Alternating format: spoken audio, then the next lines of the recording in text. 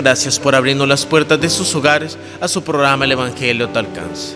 Hoy jueves de la 18ª semana del tiempo ordinario vamos a reflexionar el Evangelio según San Mateo en el capítulo 16, versículos del 13 al 23. En aquel tiempo, cuando llegó Jesús a la región de Cesarea de Filipo, hizo esta pregunta a sus discípulos: ¿quién dice la gente que es el Hijo del Hombre? Ellos se le respondieron: unos dicen que eres Juan el Bautista, otros que Elías, otros que Jeremías o alguno de los profetas. Luego les preguntó: ¿y ustedes quién dicen que soy yo? Simón Pedro tomó la palabra y le dijo: tú eres el Mesías, el Hijo de Dios vivo. Jesús le dijo entonces: dichoso tú, Simón, hijo de Juan, porque eso no te lo ha revelado ningún hombre, sino mi Padre que está en los cielos. Y yo te digo a ti que tú eres Pedro, y sobre esta piedra edificaré mi iglesia. Los poderes del infierno no prevalecerán sobre ella. Yo te daré las llaves del reino de los cielos. Todo lo que ates en la tierra quedará atado en el cielo, y todo lo que desates en la tierra quedará desatado en el cielo. Y les ordenó a sus discípulos que no dijeran a nadie que él era el Mesías. A partir de entonces comenzó Jesús a anunciar a sus discípulos que tenía que ir a Jerusalén para padecer allí mucho de parte de los ancianos, de los sumos sacerdotes y de los escribas, que tenían que ser condenados a muerte y resucitar al tercer día. Pedro se le llevó aparte y trató de disuadirlo, diciéndole: no lo permita Dios, Señor, eso no te puede suceder a ti. Pero Jesús se volvió a Pedro y le dijo: apártate de mí, Satanás, y no intentes hacerme tropezar en mi camino, porque tu modo de pensar no es el de Dios, sino el de los hombres.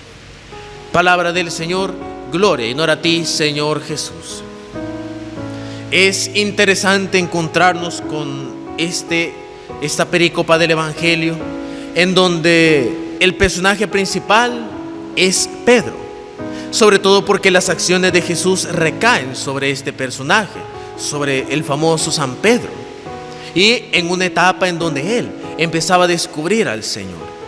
Y precisamente es él el que da esa famosa respuesta cuando Jesús primero hace la pregunta a sus discípulos sobre qué comenta la gente, quién dice la gente que es él, y después la pregunta famosa: ¿y ustedes quién dicen que soy yo?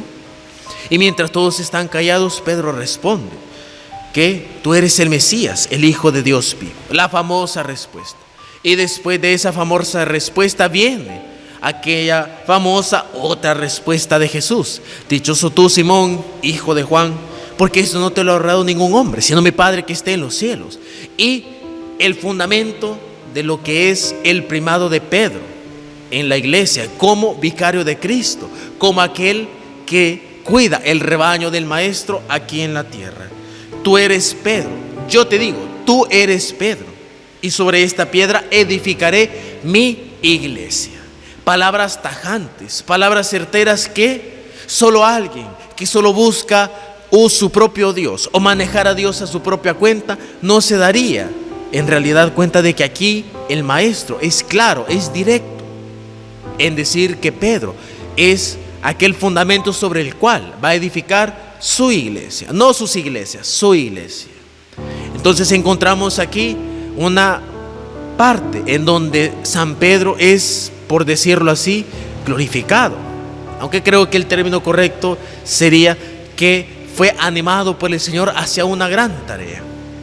Pero encontramos una de cal y una de arena, porque junto a esto, al finalizar este pasaje del Evangelio, encontramos a Pedro que es regañado por el Señor, y con unas palabras algo duras, cuando le dice: apártate de mí, Satanás.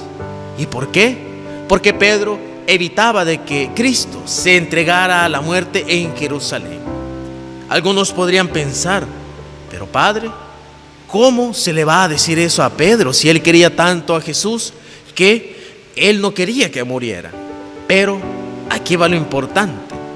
Pedro hizo una profesión de fe, sí, una fe que de verdad era sincera, que no era ficticia, pero que era inmadura.